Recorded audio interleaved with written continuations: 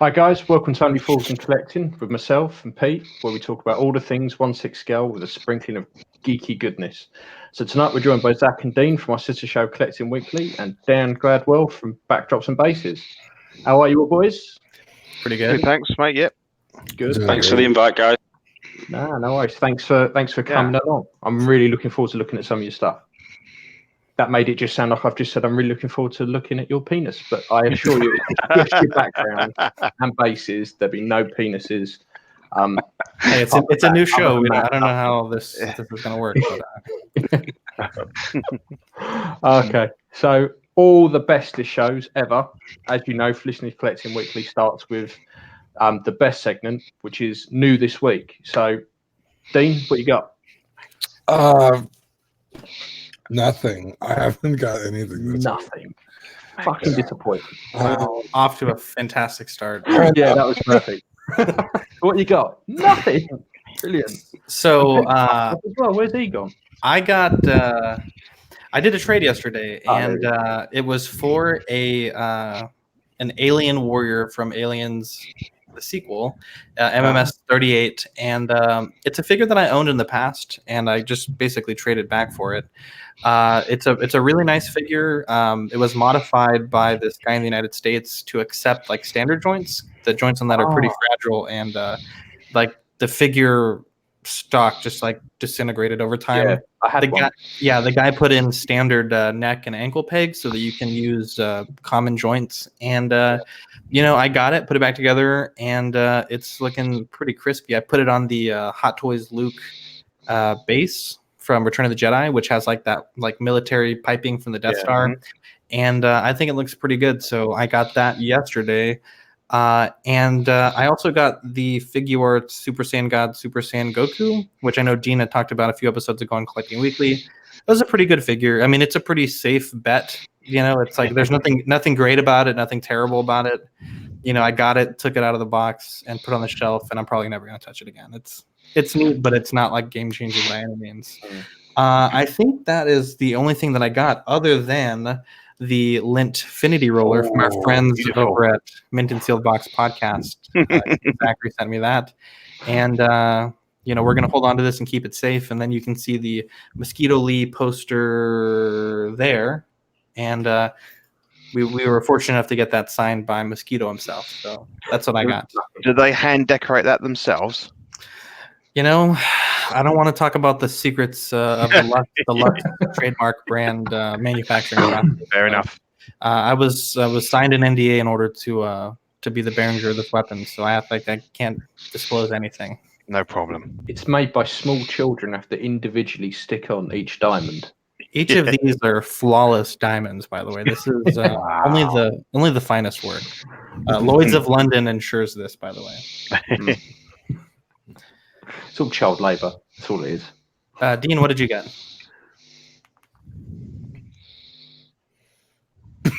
Hello, Dean. Hello, Dean.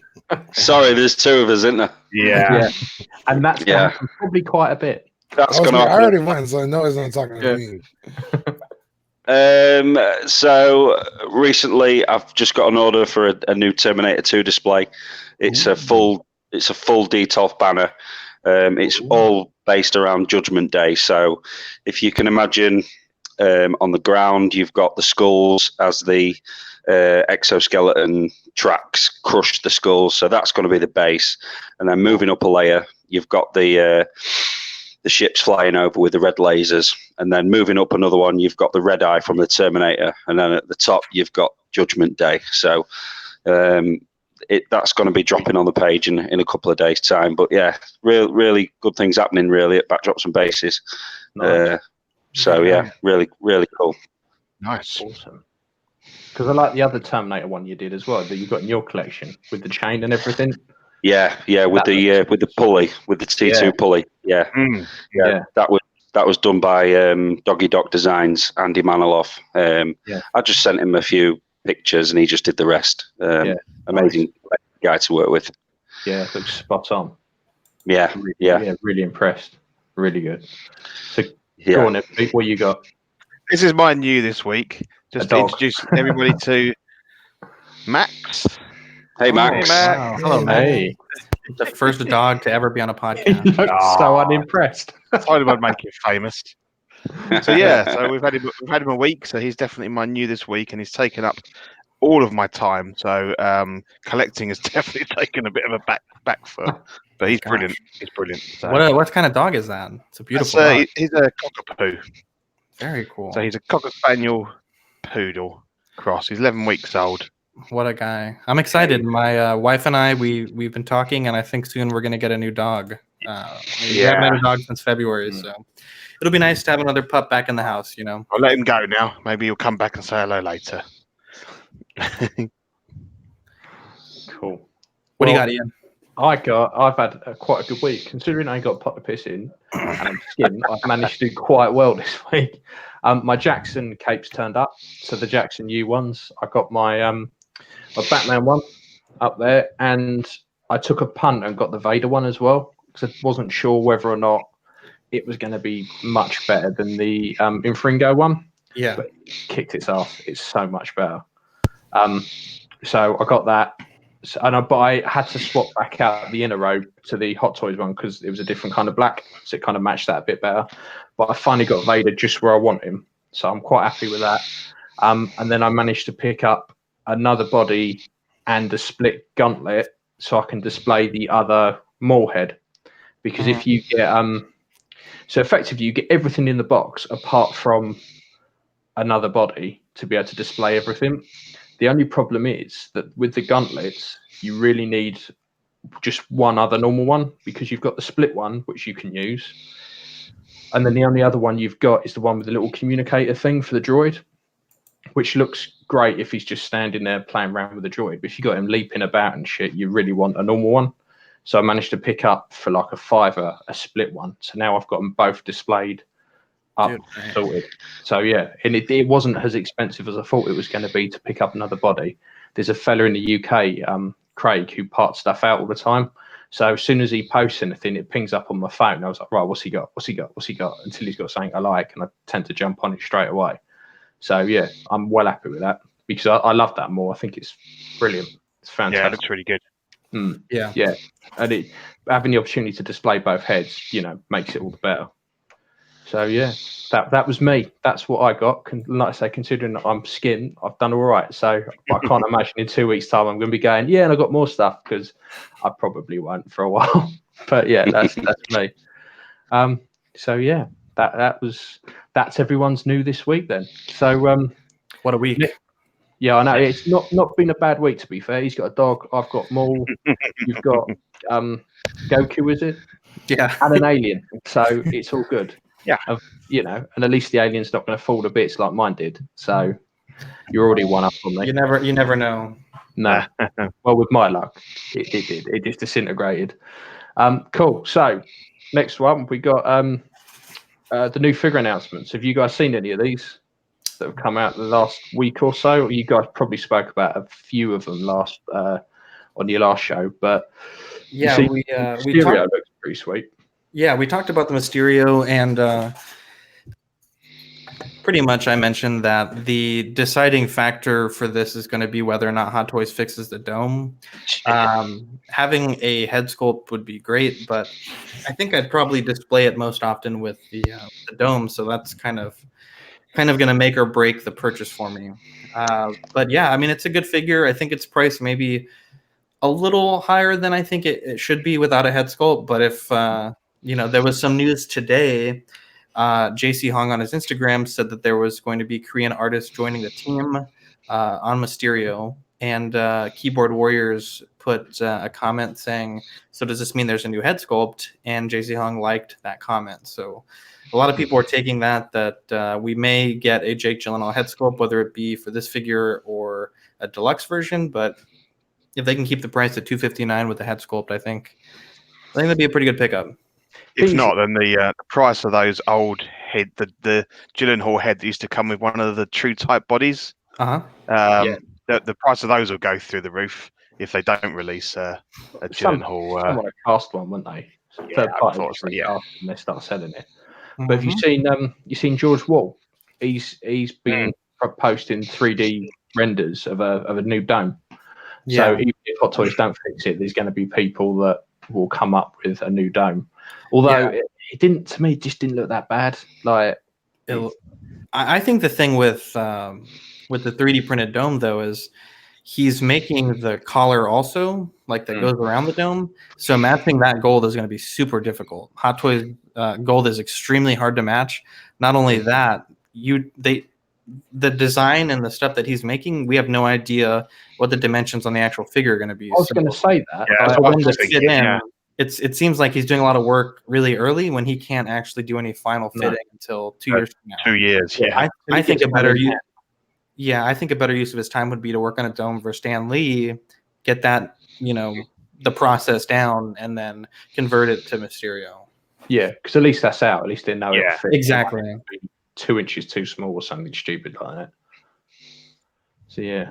Does anyone know anyone that's actually got one of those figures? Or then it's not out. No, they're not out in the United States yet. Do you mean the Stan Lee one? Yeah, it's not out yet in the United States. Is that in Hong Kong though? People have got hold of it. Yeah, people have got it. Yeah. Just wondering whether George is going to actually be able to, find someone that's got one to kind of practice with getting the right size on that one. Could do. That sounds far too sensible though. That probably won't happen. Yeah. Well, to say, I don't know anyone that's got one, so it's going to be difficult, I imagine. Yeah. You seen the Pennywise that was announced? Yeah, he looks really cool. I think I said to you, I probably wouldn't buy him because I don't know kind of where he'd fit in. I mean, I've got a Freddy Krueger, but and I quite like the films. I'm kind of about 2/3 of the way of watching the second part through nefarious means. It's all right. It's quite a slow pace, but it looks like a nice figure. I think if they nail the costume, it could look really good. Yeah. See, I'm a bit like you though. I want it, but I just don't know where I put it. The only horror stuff I've got is kind of my Evil Dead stuff, and I don't think it's realistically going to fit in them. But no, not really. I can't keep complaining that it's all Marvel and Star Wars, and then not think actually I do kind of want that. Yeah. So it's nice to see. Yeah. But it's not out for like 2 years, so by that time I probably won't fucking want it. Yeah, it's just their normal thing now. Everything's going to be 2 years off. It seems a bit rough. Yeah. So this one for us in the US runs $267, coming out February to March 2021. I think the diorama looks really good. With the sewer, he comes with the. I haven't seen the second movie yet, so it looks like there's a mini Jack in the Box, an arm, a balloon, of course the diorama base, the boat, the skateboard, and a second head. I think, like Pete said, if they nail the outfit, I mean, you're gonna have a fine figure that's gonna display super, super good. Wasn't like QMX or someone releasing an It figure as well? Yeah, QMX is making the It Chapter 1, and then Hot Toys got the license for It Chapter 2. Oh, okay. So when's the Chapter 1 out? I take it that's going to be sooner than 2 years' time. Yeah, they showed a finished prototype at the last convention, so I imagine within the next few months it'll be out. And it's always nice to see a direct competitor to Hot Toys come out and see if Hot Toys still stacks up, because with the Harry Potter Fantastic Beasts, I think that their Newt Scamander head actually looks worse than the Star Ace one. That actor Eddie Redmayne, he just has a really hard face to capture, and I think Hot Toys looks way too idealized. He fell out the ugly tree in every branch on the way down. Like, of course, he's going to be hard, very hard to sculpt.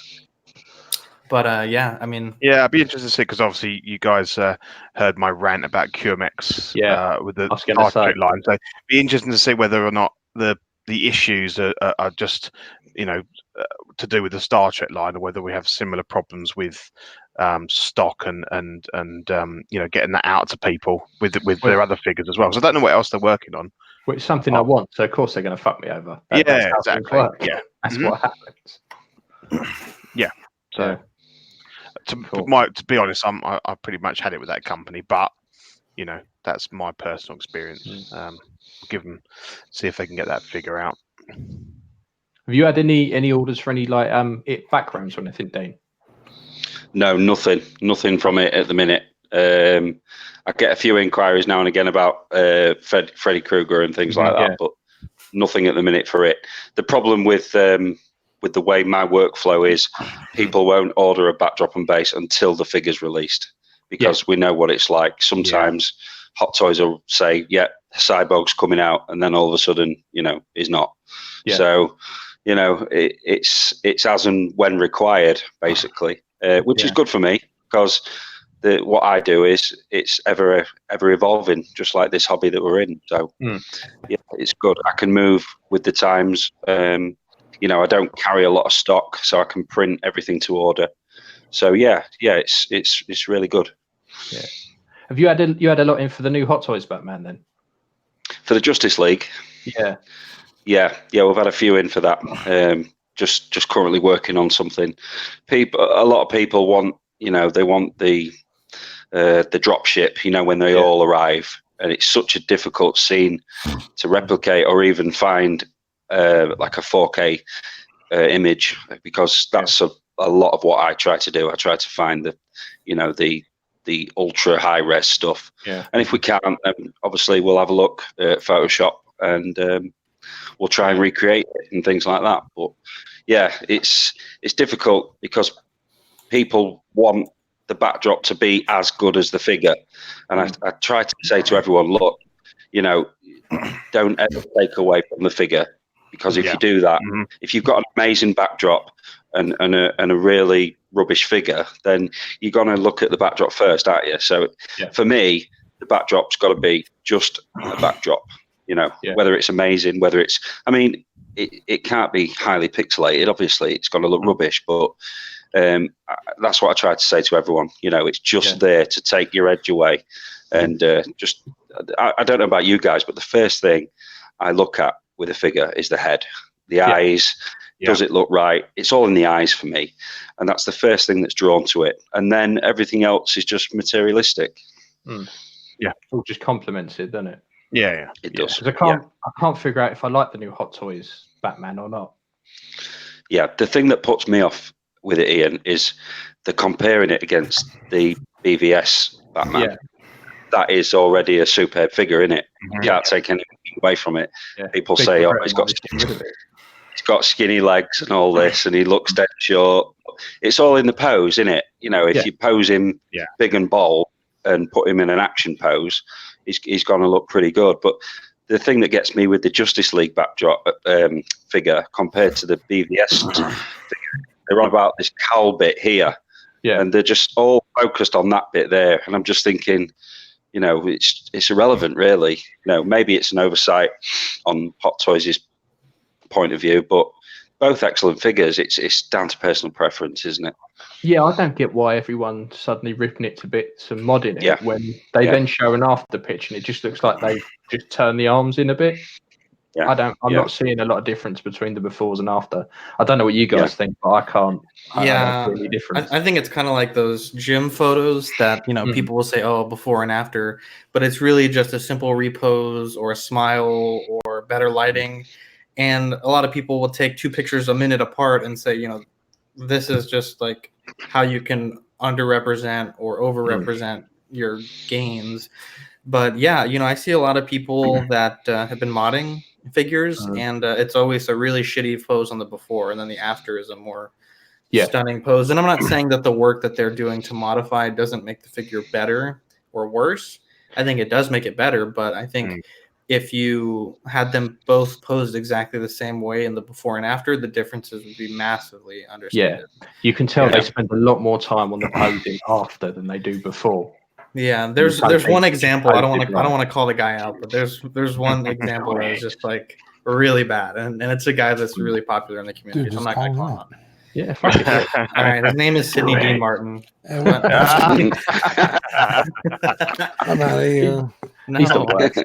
And they come to be abused. But the thing about that new Batman, it Exactly. makes me laugh because in the groups I see a lot of people that are doing the mods and they're like, "Yo, I just did the Big Ben mod, the cape mod, Jackson cape exchange, the ankle extender mod, resculpted the muscles. This is the best Hot Toys Batman that has ever been released." And it's like, yeah, you spend like 8 fucking hours modifying it. Of course, it's gonna look fantastic. 90% of it's no longer the Hot Toys Batman. Yeah, but do you remember him when I got it? It was probably a couple of years ago now, and we did that. I did that thing where there was some people putting some of the BVS one, putting some awful shots out on Facebook.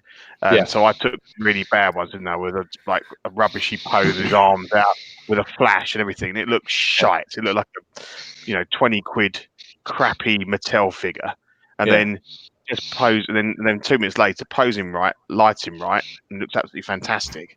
Unfortunately, some people can't visualize in their head how a human body works and just how to pose it, and they can't see that some things look really awkward, and that's not how an actual person would stand or have their arms, and it's that is a real art in posing. I mean, definitely.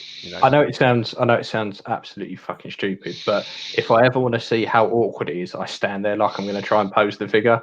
Like it just in my head, then I can think, actually, okay, that kind of works.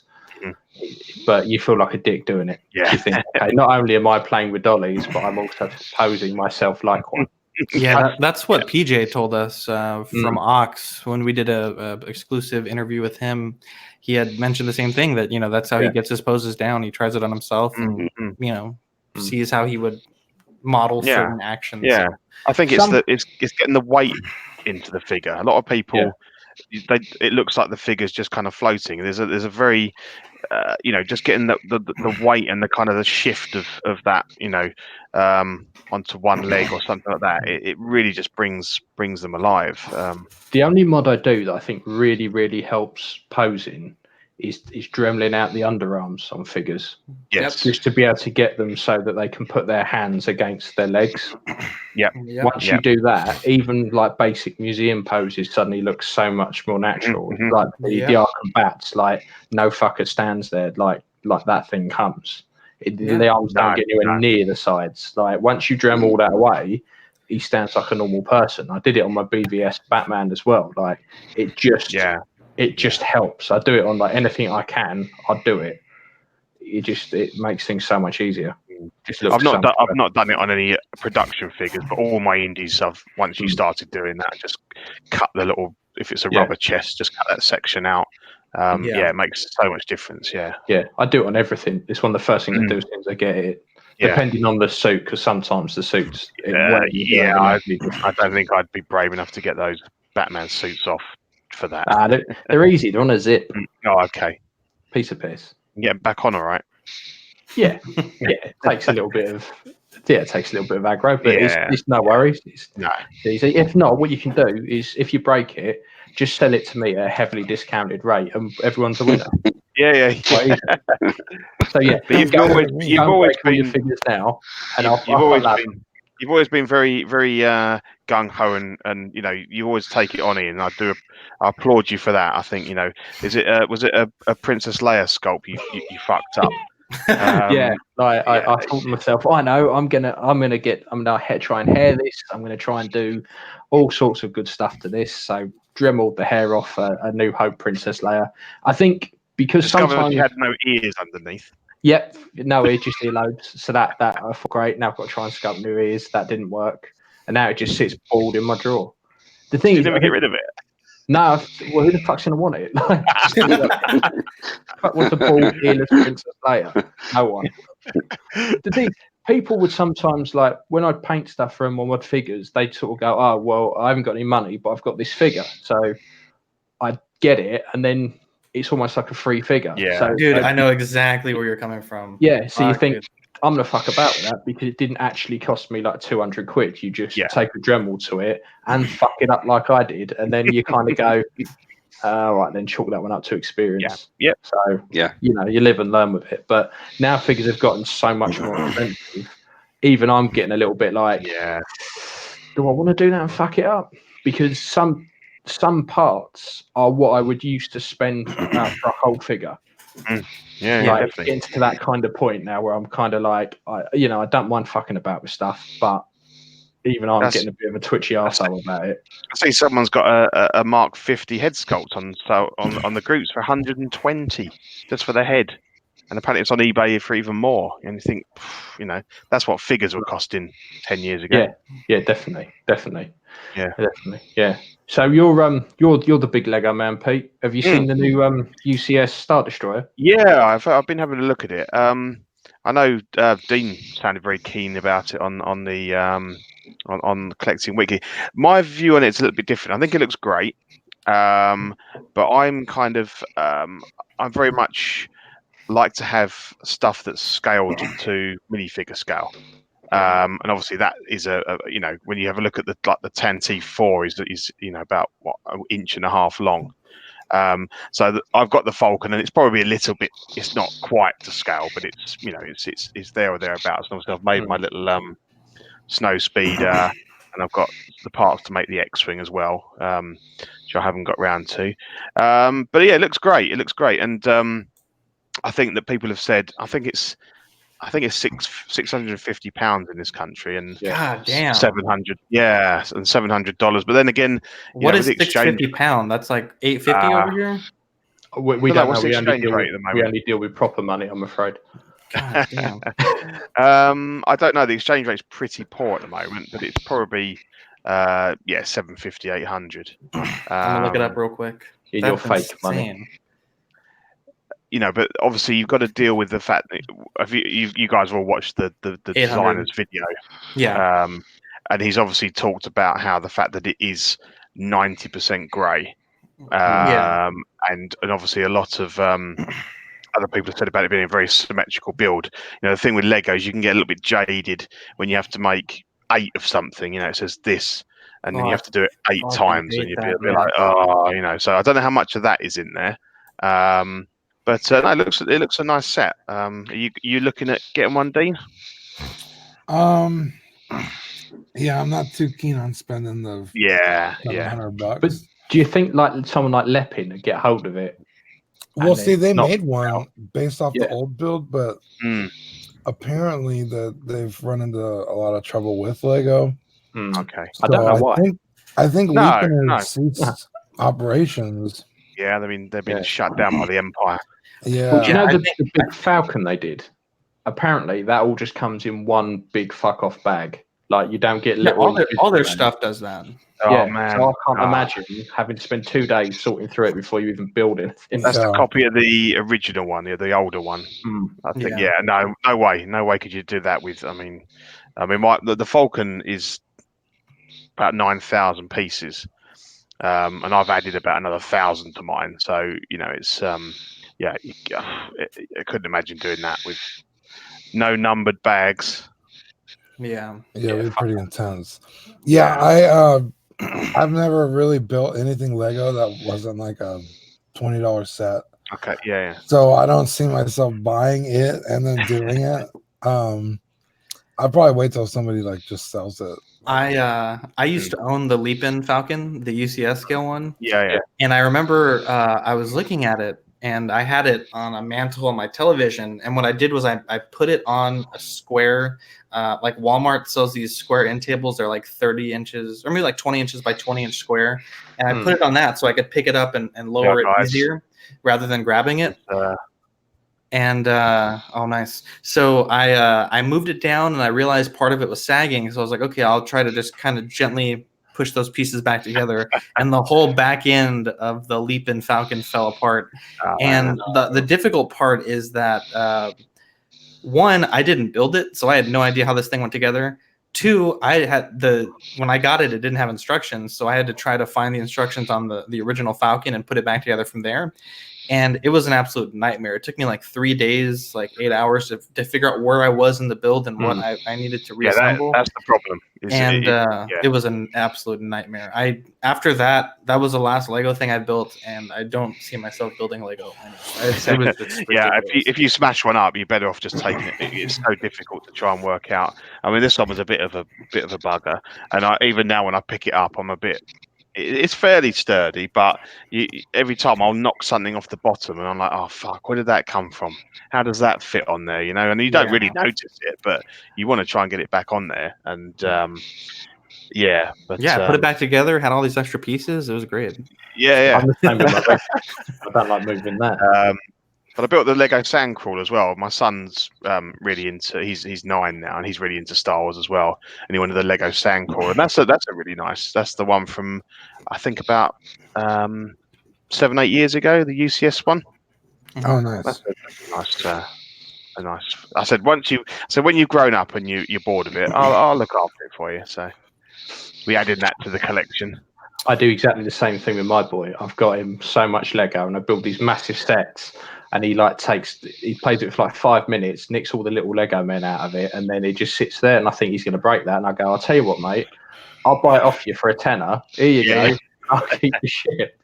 So I ended up getting the Lego Batmobile out of it.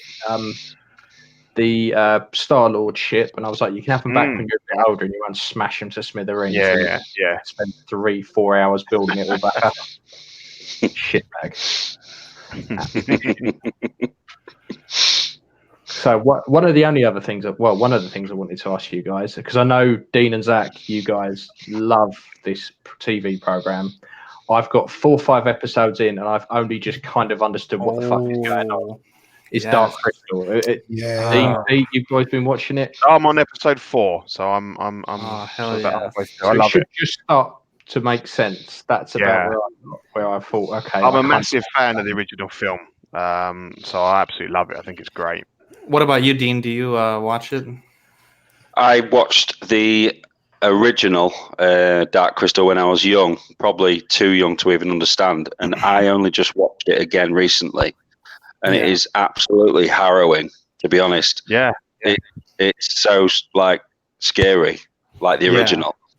Dude, so Dean, I don't know if you listened to our podcast or if you've heard the last few episodes, but when I was like 6, that was the only VHS rather that my great grandmother had. She was like 80 at the time, and that was all she would put on for us. It was that, or it was either that or Full Metal Jacket. Those are the only 2 movies she had. Right, so that I watched that movie like 100 times as a kid. I was scarred for life. That's why I'm such a terrible person. Definitely. But you got to check out the show, man. It's fantastic. I'm looking forward to it. Yeah, I'm going to give it a watch. So I never watched the original film, and I tried over the years to try and get into it and try and watch it, but I didn't have a clue what the fuck was going on. No idea. And then I started watching because I get a bit bored. I watched the TV show. Again, the first 3 or 4 episodes, not a clue. I was like, what the fuck's a Gelfling? And no idea, not a clue. And then suddenly, like, towards the end of the 4th, 5th episode, it kind of all clicked into place, and I kind of started to get. I could tell them apart at that point. That's the thing. What the fuck anyone was. That happened to me with Game of Thrones. There's so many characters and locations and like races that I was like, who the fuck is who? And then after, like, I would probably say I binge watched all of it in a week. Yeah.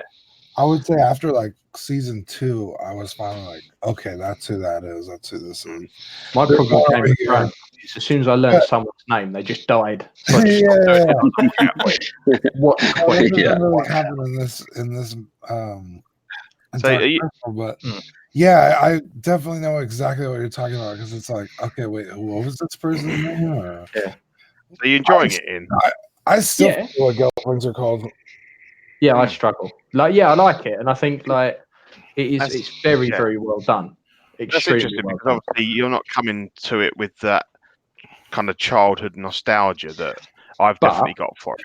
I think if there wasn't programs like Game of Thrones and things like that previous, I don't think I probably would have given it the time of day or stayed as patient with it as I have been. I probably would have, after the first episode, gone, nope, no. Yeah. But I think because of we're used to those kind of slower burning programs now, I give things a bit more time before I just bin them off. So I really like it, and we'll talk about this on Collecting Weekly. But Weta Studios, they make collectibles. They make props for different things. They also make collectibles from those, like Lord of the Rings or The Hobbit. They're making a 6-scale Rion, a 6-scale Hup, and a 6-scale Emperor Skeksis. And the Hup is $100. So I pre-ordered that on Big Bad Toy Store. And he's the little dude with the spoon, isn't he? Oh, he's the goat. Anyway, so the I'm learning. So the spoon, I think that's going to be the next Collecting Weekly project that we're going to do. I'm sculpting it in clay right now, and I have it on the table. I'll grab it here right now. But yeah, it's really fantastic. Let me go grab it. You guys keep going, and I'll show you guys what I got so far. He loves a good spoon, doesn't he? Yeah, I wonder why they should have gone with. Surely they would have gone with Chamberlain. He's the standout. Oh man, he's so fantastic. Is he the one with the weird? Oh, there you go. That one. Is that Mark Hamill's one? No, Simon Pegg does the Chamberlain. Oh, does he really? Oh, I know the one. Yeah, he's the one in the phenomenal. I was like, because I'd never seen the movie, so I watched the show and then I watched the movie, and I was like, "Damn, he killed it as the Chamberlain." You really can't tell it's a different guy. So which one's Hamill then? What's Hamill? Mark Hamill's a scientist, isn't he? Yeah, he's spectacular. He's brilliant as well. All right. Yeah, Simon Pegg's character, the Chamberlain, is. Damn it! What was I gonna say? I totally lost my train of thought. Well, I thought Simon Pegg was a different character. No, he's the Chamberlain. He's the guy that's with the Mystic, right? No, that's Sandberg. That's Andy Samberg and Bill Hader. Oh, you're right. Simon Pegg. So going back to the spoon while Dean's catching up where he was at. So the spoon, there was a post on Reddit, and someone posted all the different Hup weapons. And there was a ruler in frame, and from that I was able to get every measurement that I needed of like the width of the spoon and the hilt and everything, and it kind of looks like a penis, but this is what I got so far. And yeah, so it's and it's weird because it's a spoon, but it's like hollowed out, like on the frame, and so that's extra soup in that.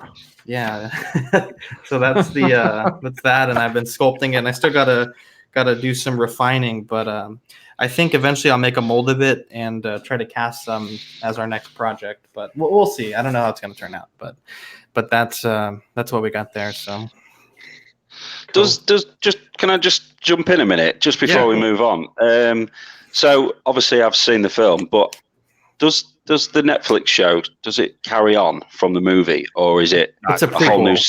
It's a prequel, is it? Yeah. Right, So you've seen the movie, and in the movie there's Jan and the other dude. There's 2 Gelflings. Kira. And, that's right. Kira, thank you. And in this show, this is a prequel. So think of this like the Star Wars prequels, where there's thousands of Jedis. In this show, there's 7 clans full of Gelfling. Yeah. And this is they don't really say how far in advance it is of the movie, but I would say like years or even decades before the film. So things are a little bit better in this time than they are in the film. So it's fantastic though. They really stuck to the puppetry aspect. And it's just so well done. I'm gonna watch it again actually this week. It's so good. Yeah. When I watched it again last week, my wife's never seen it, so I said, "Oh, we've got to watch Dark Crystal before we watch it on Netflix." And we was 5 minutes in, and she went, "They're puppets," and then she just walked out. Oh my god, amazing! because we're all used to CGI and stuff, and I was just like, I ended up watching the whole film on my own. She just went to bed. Oh man, I mean, that's the beautiful thing about them being puppets. Is they aged pretty well. I mean, it looks old just because of the film it's on. Yeah, but it still looks fantastic. Yeah. Puppetry hasn't advanced that far in 30, 40 years, you know, in that regard. But Ian, I think you wanted to talk some group shenanigans. Yeah, it was mainly about the Monaco 8 stuff. I think you covered it on the last Collecting Weekly, but there was a post went up asking if anyone had like pre-ordered I think the Wonka figure or taken any more pre-orders, because I think this guy was a big investor and I don't think he was told anything, and effectively they've run off with his money. But I think what he was after was if anyone had pre-ordered at the point where Molecule 8 knew that they couldn't fulfill any orders, you can't do that. I think he was after people. If you got the Gump that he posted up. Yeah, so this guy, he posted on Sideshow Freaks asking for receipts, dates, timestamps, anything that you could provide. And you could email them to him at M as in Mary 8, the number, case, CASE at gmail.com. Anything that you have. And the thing is, Lennon came out and there was an actual release. And after Lennon came out, shortly before and after, they really plugged Wonka. But the thing is, John Lennon's Facebook page, the actual page itself, after Lennon was released, plugged that figure and that website to their hundreds of thousands of fans, and probably had a lot of orders. So I almost think that the John Lennon page should be sharing this information too, because a lot of their fans that like his page that maybe weren't collectors but wanted a John Lennon in their home, they probably were unaware of all the shenanigans about it.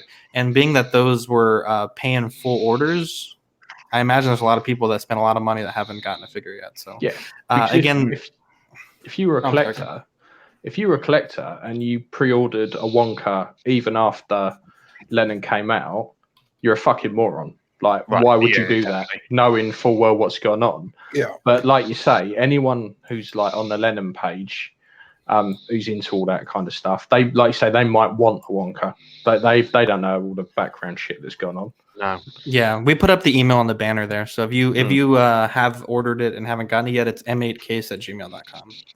I mean, I can't believe they actually even got that figure out. As bad as it was, it surprised me they even got a figure out in the end. Yeah, and the thing that bothered me was a lot of reviewers kind of said it was a fantastic figure. There's a lot of people that were doing professional photo shoots with it. I know they got some really big names in the hobby to show it off.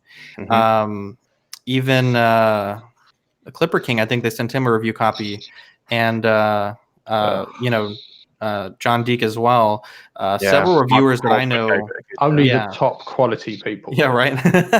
I didn't want to say anything, but those are big accounts in the hobby that got these figures, and I almost wonder if they squeezed out a few more pre-orders because of that. So yeah. And how much were they charging for Wonka? I didn't even realize they were taking too much. money.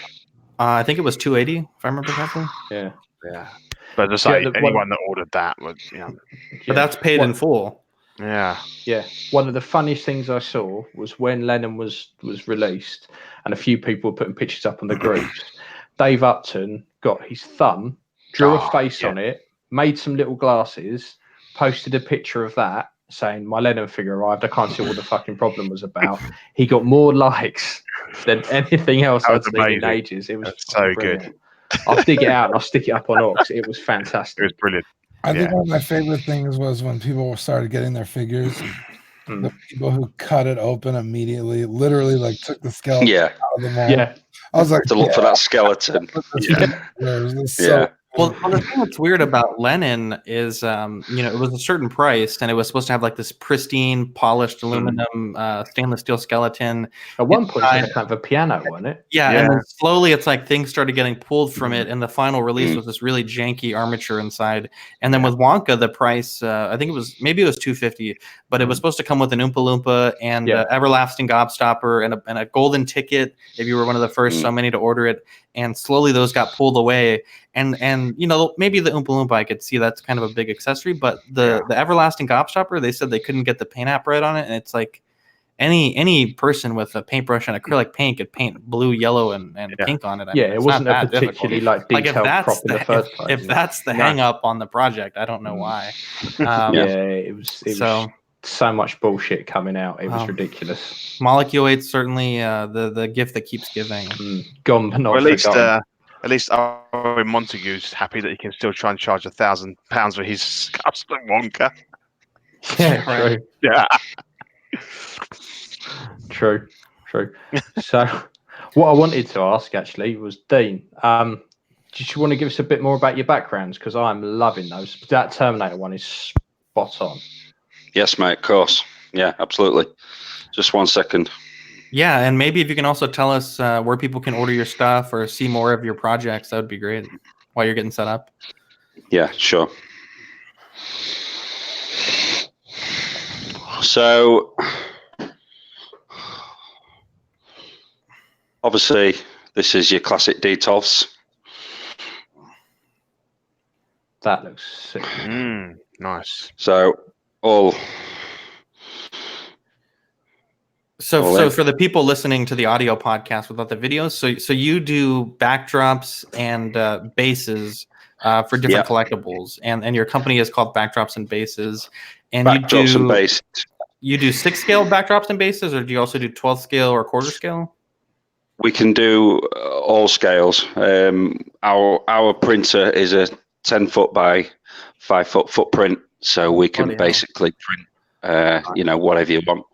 I did a 8-foot by 4-foot backdrop for Chip Perrin, an Avengers one, and we just printed that on 1mm foam, rolled it up, put it in a tube, sent it over to him. Fantastic. So so what you're looking at here is obviously the Enter Bay T800 quarter scale. This is the pulley that Andy Manilow did. Okay. Spin it round.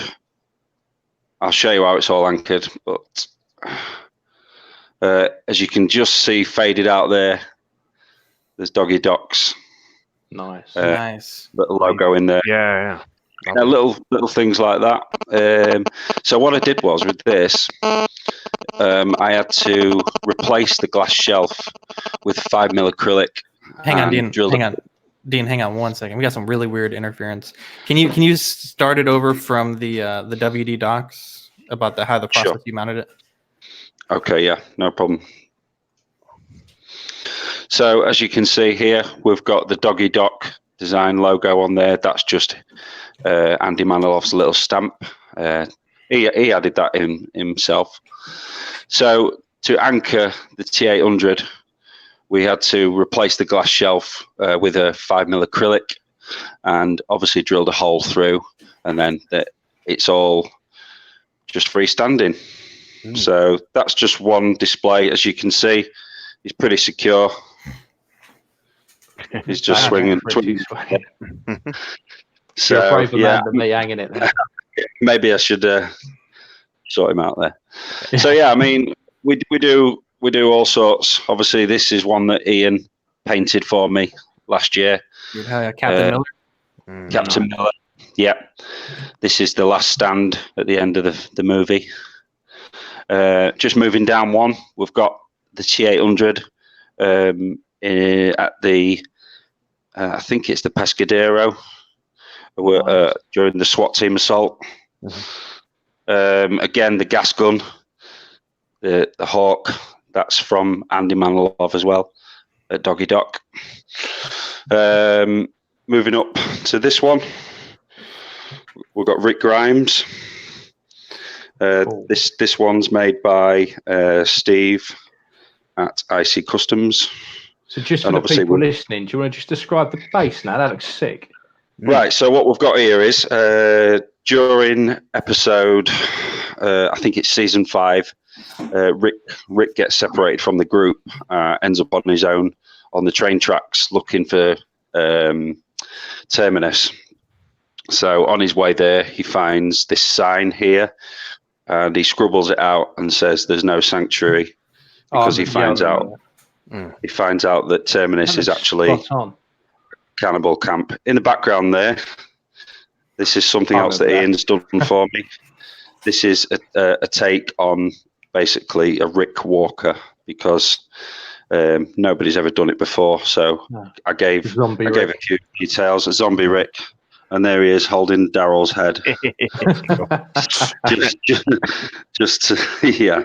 So just going back to the base, basically it's 1/6 scale train tracks, all overgrown with foliage, and as you can see, some really, really excellent detailing. I mean, it's got the rivets and the little chain bit. It's spot on, mate. That looks great. And Dean, you make the 3-dimensional aspect of this as well, correct?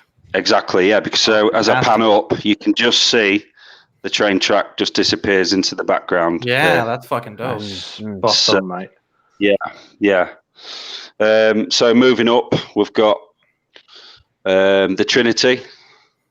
Nice. Superman is actually suspended from the hole in the top, and the waist grabber is just underneath. So as you can see, Superman's actually suspended. Yeah. Looks like he's floating. So it gives you the illusion of his floating. Yeah. Just moving across one. We've got 89 Batman. Ooh, there you go. Which cape is that? That is a Jackson cape. Dude, man, he needs to get on that. Man, his capes are so good. They are amazing. I mean, the stock cape that comes with it, it's shit, isn't it? Yeah. pretty gross. I couldn't get it to work. So I contacted Jackson and he sent me this, and it's absolutely beautiful. Yeah, I got one on my returns, Batman. Yeah, lovely. Just moving down for the Call of Duty fans, this is Captain Price. Yeah, looks awesome. Back in the day, I'm a big Call of Duty fan, so this is a full kit bash. The backdrop and base is from the first level FNG. The training bit on the training mission. Yeah. So that's from that. And you just where do you like Photoshop that back, or do you just like grab, like you said, like 4K? Yeah, that is actually taken from an app called Xbox Clips. So I screenshotted it and just sent it directly to print. I just had to do a little bit of checking with the base, but yeah, all that went really well. Asgard. Oh, nice. That's cool. You got the hammer there floating in the air. That's wicked. How'd you done that with the hammer then? The hammer is just a bit of tape and some string. That's it. It's all in it's all in the trickery. Yeah. It's the backdrop that makes it. Yeah, definitely. Yeah. So yeah. I suppose moving with the backdrops, it kind of takes your eye off of like the string. You don't notice it because you're kind of looking at it as a whole thing. It's all about the positioning, isn't it? Yeah. This is for the Leon fans. This is this is the scene when Leon's knocking on the Matilda's knocking on the door, and Leon's wondering whether to let her in or not. So this is actually a three wall display and base. So we've got side wall, backdrop, side wall, and then we've got the rug base. Dean, so when people get the backdrops, are they printed on like a foam board that they just adhere to the back of the DTOF, or how do they assemble the product once they get it? So over here, I've got some backdrops that have been ordered by customers. This is a new one that we've got. This is the Quantum. Oh, nice. Dude, this is Ant-Man. So this is just foam board, as you can see. It's printed directly to substrate on using matte inks, so there's no photo glare, and it won't fade as well. So just the backdrop itself is 3mm foam, as you can see there. Yeah, that's fucking crispy. And the base is 1mm foam because I didn't want it too chunky. Yeah. To install, it's really, really easy. Just let me show you here on the Asgard. So at the top, you've got your rubber gaskets. Basically, you just slide them rubber gaskets up, and that traps the backdrop. I like that. That's simple. So simple but effective. And the backdrop actually sits underneath the glass shelf, and then the base sits on top to make it a seamless joint. So that's pretty much. I mean, there's a few more. Nightmare Batman, that's easy enough. We've got Walt and Jesse with the RV. And what do these start at price-wise? Like if someone wants to order one? So the backdrops themselves, I charge £33 for a backdrop. For a backdrop and base, £48, and obviously shipping varies. I offer multiple discounts on orders of say 4 or more. And to be honest, I try to work with everyone and just give them whatever they want. What we like to do, I mean, this is a backdrop that I had made. This is a pop-up display. what I try to do is I try to offer a bespoke service for everyone. So if somebody contacts me, they say, Dean, I've got this figure. Can you do this? You know, I'll try to make it a nice personal service for everyone. Yeah, you can do double-sided ones as well, can't you? Like you did with my Indian. Yes. So one side's got the icon, and the other hasn't.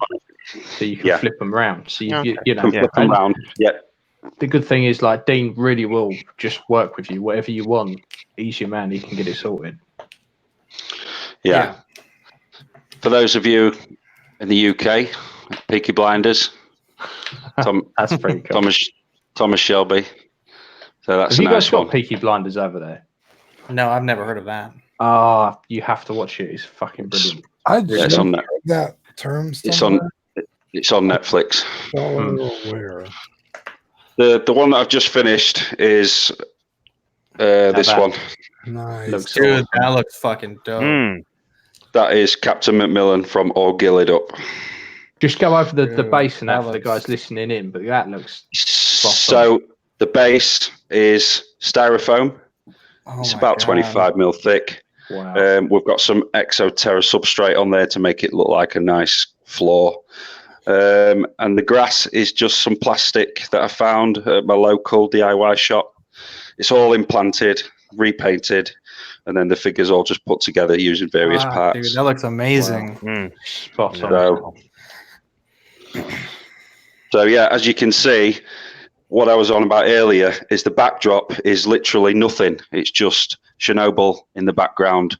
There's a few radiation signs, but it must never take away from the figure. No. Dude, the thing is, the backgrounds blend in so well. Mm-hmm. Yeah. Like you can't see the seam where you've got the background and the base. The one with Captain Miller from Saving Private Ryan. That's such a fantastic, dude, that looks so good. It's so good. Yeah. I think what makes this backdrop is the bike, because the bike is just almost, I mean, look at that.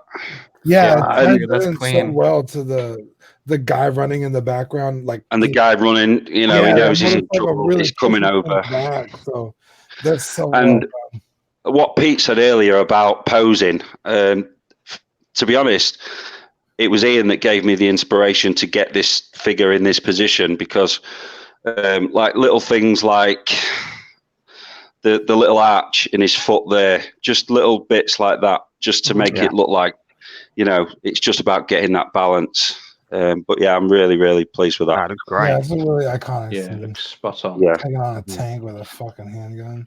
It works. He killed the tank. Yeah. So yeah, that's me, guys. I've been going about a year and a half now. Hey. Everybody's super helpful, and everybody's really kind, and I just love seeing everybody's displays. And backdrops aren't for everyone.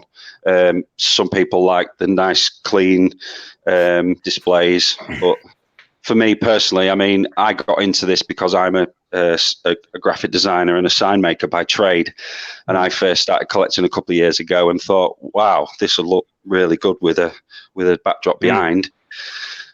So do you own the equipment yourself, Dean? Is it part of a company you work? Yeah, it's your company. Yeah, so we've got a printer that we've invested in, and can I be geeky and ask what make it is? It's an Agfa, so it's AGA Agfa. That's the brand company, if you like. So yeah, we've had a few printers. We had a Canon before. That's what I work for Canon, but I do work for Canon, but I don't. Pete, I got a bone to pick with you about Canon. This goddamn printer eats up ink. I print like 40 pages and shit needs more ink. Yeah, like $1 a page. That's why I went to Agfa. I'm only joking. Shit doesn't work out. I don't know enough about them. So if we wanted to place an order with you, then we just do it through your Facebook page. Or... I'm just in the process actually of doing a website at the minute, but obviously it's time and money and everything like that. Yeah. People always ask me, I've got a website, and that is my next big thing. So you're on Instagram as well, aren't you? I'm on Instagram, and we're on Facebook as well. Yeah. Dean, do you ship to the United States often? To be honest, a lot of my orders go straight to the US. Okay. I was wondering if the shipping was a process you've gotten down where they're not getting banned. It's actually a good point because I've had a few life lessons really with the whole shipping thing. It's varied over the course of the time that I've been doing this, and I always say to everyone, look, I'll try and get them to you as cheap as I can. It ranges between £15 and £20 to get a backdrop to the USA. Not everybody wants to pay it because it's quite a lot of money, but they've got to get there in one piece. And to be honest, I mean, touch wood, I've had probably 99% delivery, and the only one that didn't make it was Australia. So, anything that doesn't get there, it gets reprinted and gets sent out. It's not an issue. Yeah. And what's your Instagram handle? Instagram handle is backdrops-bases. Okay, very cool. So, yeah. Yeah, I must admit, international shipping's bit me on the arse a few times. Particularly, someone sent me over a Judge Dredd bust to paint, and it was really good. I love painting it. It was fantastic, and I think I only charged him about 80 quid to paint it. When I went to post it, because the weight, the size, and everything, it was like 50 quid to post it. So I ended up painting this whole bust for roughly what I would normally paint a 1/6 scale head for. Like you say, people, I think international postage puts a lot of people off because they either want it dirt cheap. It's so much more expensive as well the last few years. Massively. Hugely. Yeah. I've noticed since I've started posting stuff, it's gone up and up and up and up. And I try to tell everyone, look, I either put the price of the backdrop up or you pay the extra for the shipping. Yeah. That's just the way the however world you want is. to think about it. It is. Yeah. Dean, is there a backdrop or a set of backdrops that you have that are like your most popular that you order that you make a ton of? When we first started, we did one for the Avengers, which was the Stark Tower, and obviously it was Iron Man, and we sold quite a few of those. But I would say one of the most popular ones was the Death Star corridor with the black acrylic. We sold a lot of those, and it's a nice, easy backdrop. It's clean. It does what it says on the. So many different figures you can put in there as well, so it's very adaptable. Yeah, adaptable. Yeah, I mean, when people buy a backdrop, they think, right, what figures can I put with this?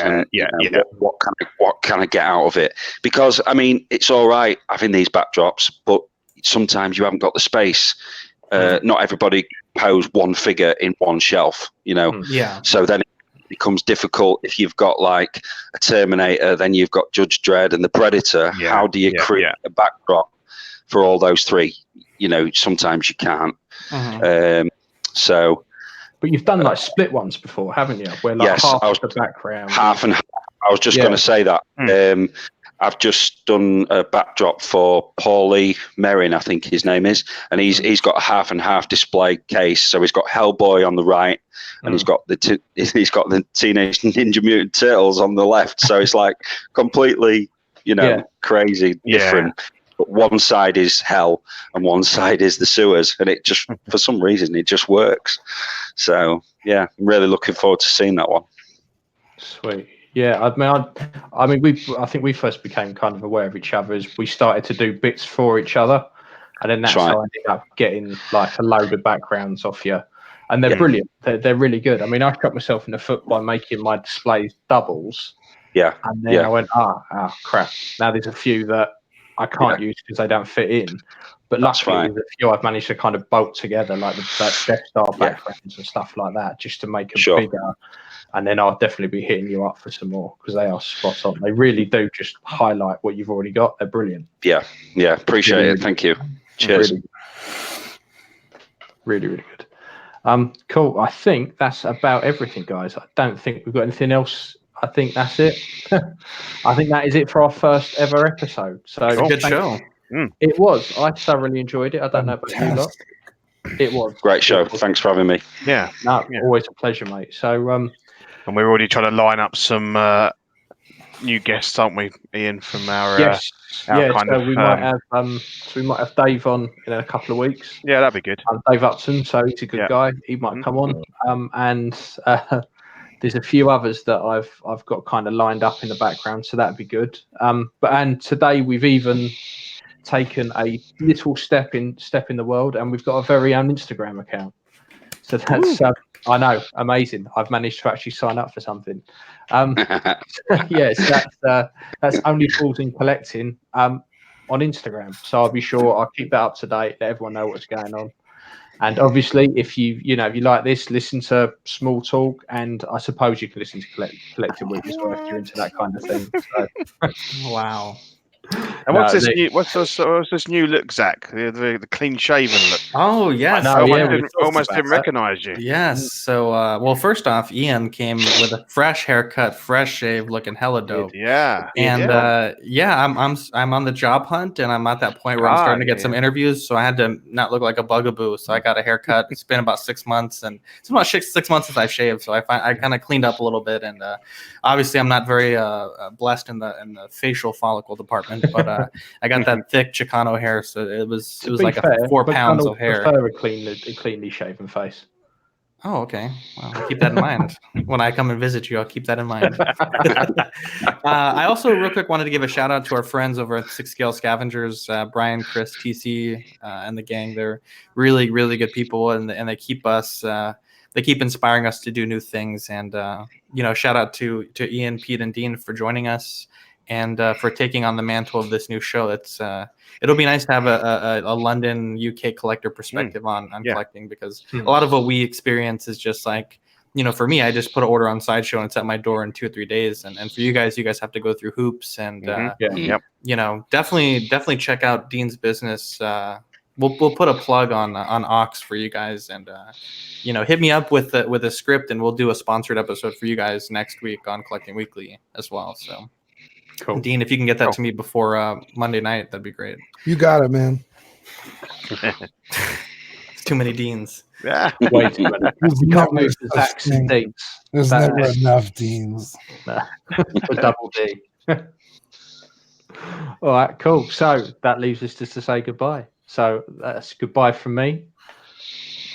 Bye. Bye. Background if you want, but I'm fucking off. All right, let's end that. That was a good show, dude. That was a great first show.